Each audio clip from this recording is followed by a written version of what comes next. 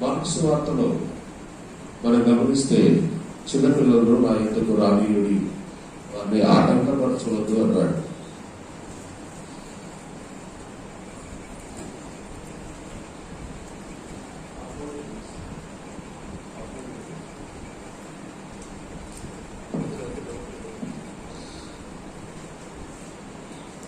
Mark సువార్త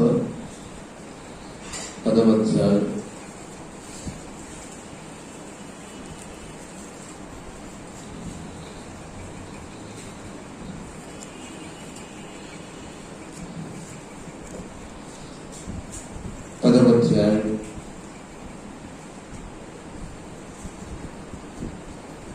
14వ వచనం చదవండి. ఎవరైనా యేసు అది చూచి కోపపడి, చిన్నపిల్లలు నా యొద్దకు రానియుడి, వారిని ఆటంకపరచవద్దు, దేవుని రాజ్యం ఇలాంటి వారిదే. యేసుక్రీస్తు ప్రభువారు భూలోకంలో 33.5 సంవత్సరాల కాలం జీవించారు. ఆయన కోపపడిన సందర్భాలు 2. యేసుక్రీస్తును ముఖాన ఉమ్మి వేసినప్పుడు కూడా ఆయన కోపపడలేదు. చేతులలో మేకులు కొట్టినప్పుడు, తనలో ముళ్ళ కిరీటం పెట్టినప్పుడు, అపహాస్యం చేసినప్పుడు, ఏడన చేసినప్పుడు ఎప్పుడు కూడా ఆయన కోపపడలేదు. కానీ 2 సందర్భాల్లో ఆయన కోపపడ్డాడు అని ఉంది.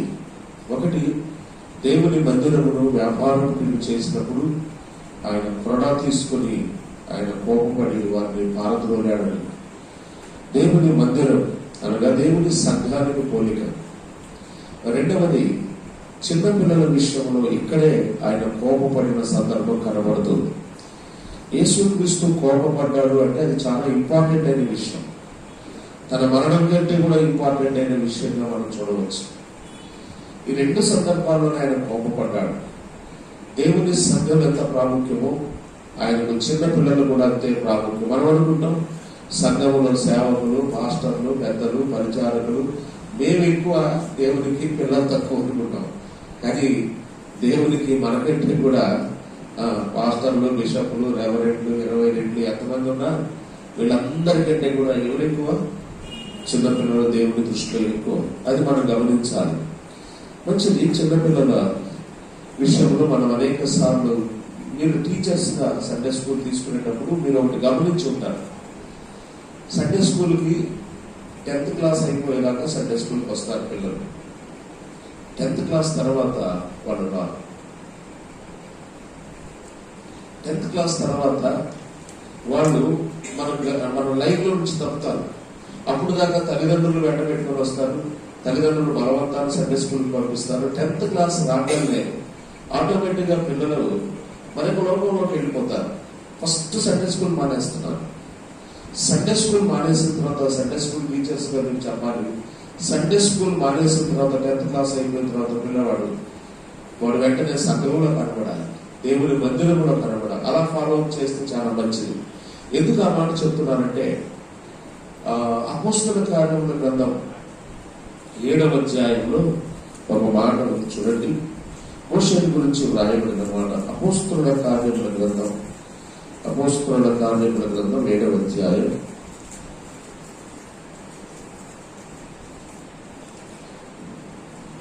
20వ వచనం. ఆ కాలమందు మోషే పుట్టాడు. అతడు దివ్య సుందరుడై తండ్రి ఇంట 3 నెలలు పెంచబడెను. తరువాత అతడు బయట పారవేయబడినప్పుడు మరో కుమార్తె అతను తీసుకుని తన సొంత కుమారుడిగా పెంచుకునేను. మోషే ఐగుప్తీయుల సకల విద్యలు అభ్యసించి ఉండెను. మాటలు ఎందుకు కార్యములతో ప్రవీణుడై ఉండను. ఇక్కడ మోషే గురించి మనకు తెలుసు. మీరు అనేక సార్లు పిల్లల గురించి చెప్పుకుంటారు. ఆ కాలం మందు మోషే పుట్టాడు అంటే మోషే పుట్టిన కాలం ఒక ప్రత్యేకమైన కాలం. అందుకే పరిశుద్ధాత్ముడు ఆ కాలం మందు మోషే పుట్టాడు అన్నాడు. కాలానికి ప్రత్యేకంగా ఉంటుందా? కాలాన్ని బట్టి పరిస్థితులు ఉంటాయంటే ఖచ్చితంగా ఉంటాయి. 2020-2021 సంవత్సరంలో పుట్టిన పిల్లల్ని మీరు గమనించండి. వాళ్ళు అమ్మా నాన్న ముఖం కాకుండా కొత్త ముఖం చూస్తే ఏడుస్తారు. ఎందుకు చెప్పండి? అది కరోనా బ్యాచ్. ఆ కాలంలో పుట్టారు వాళ్ళు. నేను ఎప్పుడైనా ఎవరైనా పిల్లలు మమ్మల్ని చూడగలిగిన వెంటనే ఏడుపు ఎత్తుకున్నారనుకో, కరోనా బ్యాచ్ అని అడుగుతా. ఎందుకంటే కరోనా టైంలో పుట్టిన వాళ్ళకి 2-3 ఫేస్లే రికగ్నైజ్ అయ్యాయి. వాళ్ళు ఇంట్లోనే ఎప్పుడు ఉంటారు కాబట్టి బయటికి రాలేదు, బయట ప్రపంచం చూడలేదు కాబట్టి 3వ ముఖం కనపడగానే ఏడుపు ఎత్తుకుంటారు. ఆ 3 ముఖాలు ఎప్పుడు వాళ్ళ కళ్ళెదురుగా ఉంటారు. అంటే అది ఒక ప్రత్యేకమైన కాలం, ఒక పాండమిక్ పీరియడ్ అది. అలాగే మోషే పుట్టిన కాలానికి కూడా ఏదో ప్రత్యేకత ఉంది. ఏంటి ప్రత్యేకత మనకు తెలుసు. ఆ కాలంలో హెబ్రీ పిల్లల్లో ఎవరు పుట్టినా మగపిల్లవాడు చంపబడుతున్న కాలం కదా. పసి పిల్లలు చంపబడుతున్న కాలంలో మోషే పుట్టాడు. వాళ్ళు 3 నెలలు ఇంటిలో పెంచారు. 3 నెలలు దాటిన తర్వాత ఏమని రాయమన్నాడు, లోక ఏమని రాశాడు, చాలా నిర్మోహమాటంగా రాశాడు. నిర్గమకాండంలో అలా ఉండదు. వాళ్ళు జమ్ము పెట్టి చేసి నైల్ నదిలో వదిలిపెట్టారు. కానీ లోక ఏం రాశాడు, వాళ్ళు బయట పారవేశారు కదా. బయట పారవేశారు. తల్లిదండ్రులే, ఒక అన్న, ఒక అక్క, అమ్మ, తండ్రి, నాన్న, వీళ్ళు కన్న కుమారుడిని ఏం చేశారు, బయట పారవేయడానికి గల కారణం ఏంటంటే 3 మాసాలు దాటితే వాడి సౌండ్ పెరుగుద్ది, వాల్యూమ్ పెరుగుద్ది, ఏడవటం. ఇప్పుడు బయట వాళ్ళు ఏన్నారు అనుకోండి, ఎవరు చెప్తారు, ముందు పిల్లవాడితో పాటు వీళ్ళని కూడా రాజాత్మని మీరు చంపేస్తారు. కాబట్టి బయట పారవేశారు అన్నాడు. అంటే పిల్లవాడి మీద ఎవరికి ప్రణాళిక ఉంది, ఎవరికి ఆలోచన ఉంది, దేవుడిగా బయట పారవేసినప్పుడు దేవుడు ఏం చేశాడు, అక్కడికి ఫరో కుమార్తెను పంపించి హెబ్రీ పిల్లవాడు అయినప్పటికీ కూడా అతని మీద ప్రేమ కలగడానికి, జాలి కలగడానికి దేవుడు ఆ మనసు ఇచ్చి మరలా దేవుని ప్రణాళిక చొప్పున అదే తల్లి ఒడిలోకి ఆ బిడ్డను తీసుకొని వచ్చాడు దేవుడు. అదే సొంత తల్లి ఒడిలోనే, దాని స్థానంలో సొంత తల్లే పాలిచ్చి పెంచింది. పాలిచ్చి పెంచిన తర్వాత మనం ఒక నినాదం చూస్తాం, ఒడిలో నుండి బడిలోకి అంటాం కదా. ఒడిలో నుండి బడిలోకి. ఇప్పుడు ఒడిలో నుండి ఈ పిల్లవాడు ఎక్కడికి వెళ్ళాడు, ఎక్కడికి వెళ్ళాలి, ఐగుప్తులోకి వెళ్ళాలి, ఫరో ఇంటిలోకి వెళ్ళాలి. ఐగుప్తు అనగా పాపము, చీకటి. ఇప్పుడు తల్లి ఒడి విడిచిపెడితే ఈ పిల్లవాడు ఐగుప్తు ఇంట్లో పెరగాలి, ఫరో ఇంటిలో పెరగాలి. కాబట్టి ఈ తల్లి ఏం చేసిందంటే తన ఒడిలో ఉన్నప్పుడే ఆ పిల్లవాడికి ఏం చెప్పాలో చెప్పేసింది. చిన్నవాడు, వీడికి ఏం అర్థం కాదు అనుకోలేదు, పాలు తాగుతున్నాడు, వీడికి ఏం తెలిసిందే అనుకోలేదు. ఆ సమయంలో ఏం చెప్పాలో చెప్పేసింది. ఆ తర్వాత వెళ్ళాడు ఐగుప్తుకి. సకల విద్యలు ఐగుప్తులోనే ఉన్నాయి.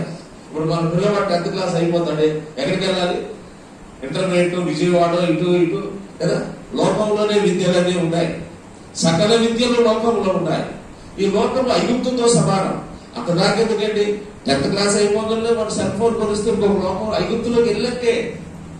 కాబట్టి ఐగుప్తులోకి వెళ్ళక ముందే పిల్లలు విద్య కొరకు లోకములో, ఐగుప్తు అనగా యూనివర్సిటీలు, కాలేజీలు, ఇవన్నీ కూడా పాప సంబంధమైన పరిస్థితులు, సాతాను యొక్క కర్మాగారం చెప్పవచ్చు.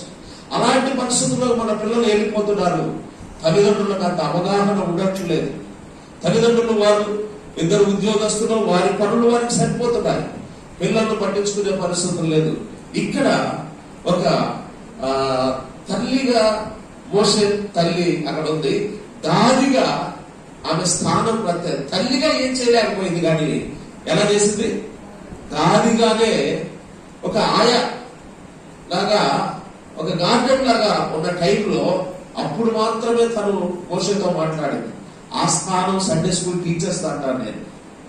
ఆ స్థానం సండే స్కూల్ టీచర్ ప్రతి ఒక్కళ్ళు మీ చేతికి వస్తారు. మీరు సండే స్కూల్ టీచర్ గా ఉన్నప్పుడు చిన్నపిల్లలందరూ మీ దగ్గరికి వస్తారు.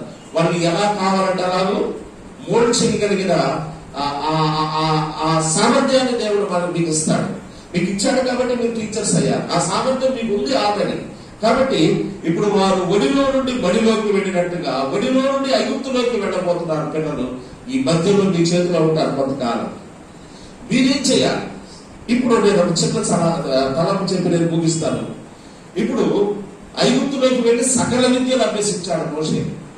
సకల విద్యలు అభ్యసించిన తర్వాత, సకల విద్యలు అంటే రాజకుమారుడు ఏ విద్యలు అభ్యసిస్తాడు, కత్తి యుద్ధం కదండి, ఆ యుద్ధం, ఈ యుద్ధం, అన్ని ఇటు చదువుకు సంబంధించి అన్ని.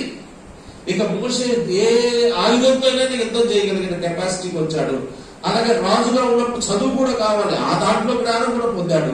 అన్ని జ్ఞానం పొంది ఒక ఉన్నతమైన స్థాయి, ప్రవీణుడు అనే మాట మనం చూస్తాం. మోషే ఎవరంటే ప్రవీణుడు, అన్నిట్లో ప్రవీణుడు. దేంట్లో కూడా తక్కువ లేని వాడుగా వచ్చాడు.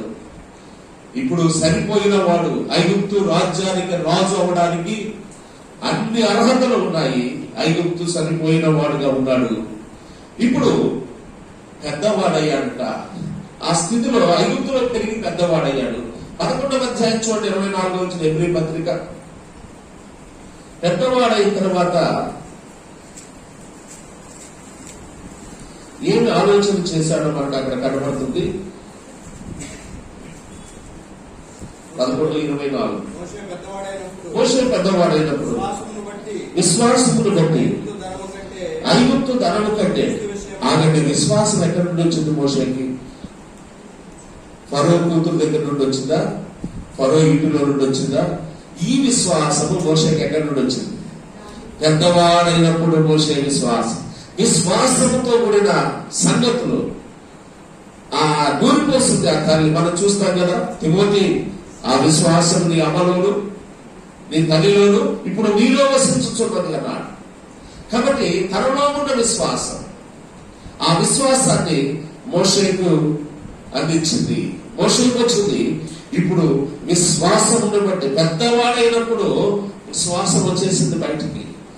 చిన్నపిల్లవాడుగా ఉన్నప్పుడు ఐగుప్తులోనే పెరిగాడు, మెచ్యూరిటీ లెవెల్స్ లేవు, ఒకటి కొట్టాడు, చంపేశాడు. ఇప్పుడు పెద్దవాడయ్యాడు. పెద్దవాడైన తర్వాత మొదట ఏం చేశాడు? విశ్వాసాన్ని కనుగొన్నాడు.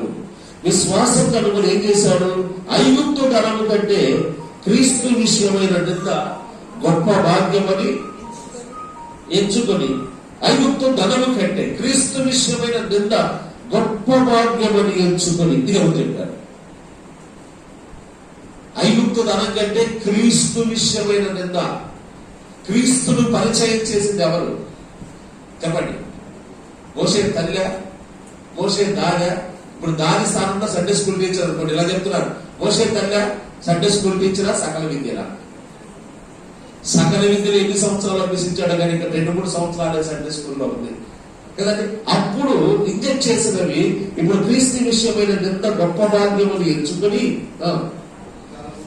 బాగా గమనించండి, అల్పకాల పాపము అనుభవించిన దేవుని ప్రజలతో శ్రమ అనుభవించిన మేలుని యోచించి, ఇక్కడ మాట పెట్టుకున్న పెద్దవాడైనప్పుడు ఒకటి.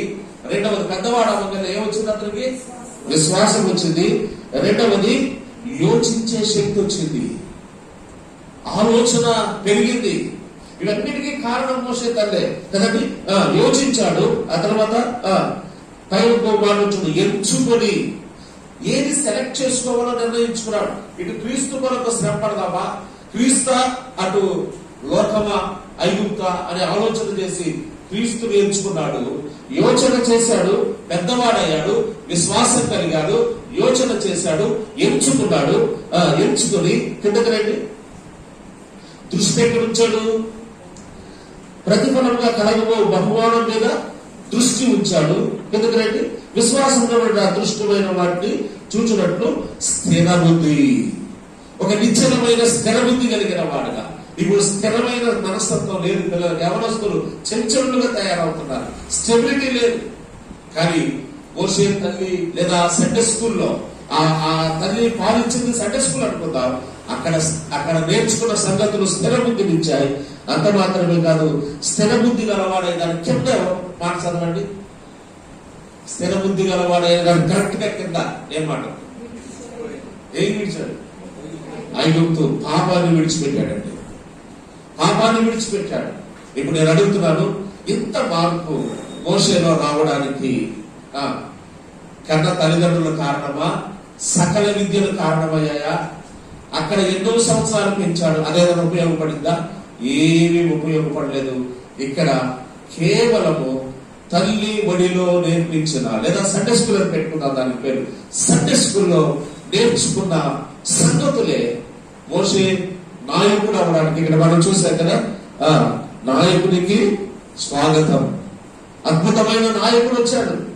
ఇశ్రాయేలు ప్రజలను ఐగుప్తు నుండి విడిపించడానికి, ఇశ్రాయేలు ప్రజలు ఐగుప్తు నుంచి విడిపించాలంటే తన ఐగుప్తును విడిచిపెట్టారు కావాలి. అందుకే ఐగుప్తుని విడిచిపెట్టాడు. 40 సంవత్సరాల అరణ్యంలో తర్పీదయ్యాడు. ఇప్పుడు వచ్చి ఇశ్రాయేలు ప్రజలను విమోచించే గొప్ప నాయకుడయ్యాడు. ఇక్కడ నేను ఒక సంగతి చెప్తున్నాను. మోషే జీవించిన 120 సంవత్సరాల్లో ఐగుప్తులో నేర్చుకున్న ఈ సకల విద్యలు ఎక్కడైనా ఉపయోగపడ్డాయా? ఎక్కడైనా ఉపయోగపడ్డాయా? ఇశ్రాయేలు నడిపించడానికి కానీ ఎక్కడ ఆఖరి అమాలేకీయులు యుద్ధం చేయడానికి వస్తే మోషే రెడీ అయ్యాడు యుద్ధం చేయడానికి. దేవుడు ఏమన్నాడు? ఆగునైనా ఆగు, నేను అన్నింటిలో ప్రవీణుండండి, యుద్ధం చేయగలను, అన్ని నేర్చుకున్నాను నేను గతంలో, అవసరం పడలేదు, ఇప్పుడు పడిందంటే నువ్వుగా యుద్ధం చేసేది, నువ్వు పోయి పంటకి ప్రార్థన చెయ్యి. ఏం చేస్తాడు ఎంతో మరి? ఇంకెవరున్నాయా ఇశ్రాయేల్లో యుద్ధం చేసేవాళ్ళు? ఇంత ఇటుకలు చేసే బ్యాచ్ కలిగిందంటే యెహోషువ చేస్తాడు. ఎక్కడా దేవుడు సకల విద్యను ఉపయోగించుకోలేదు.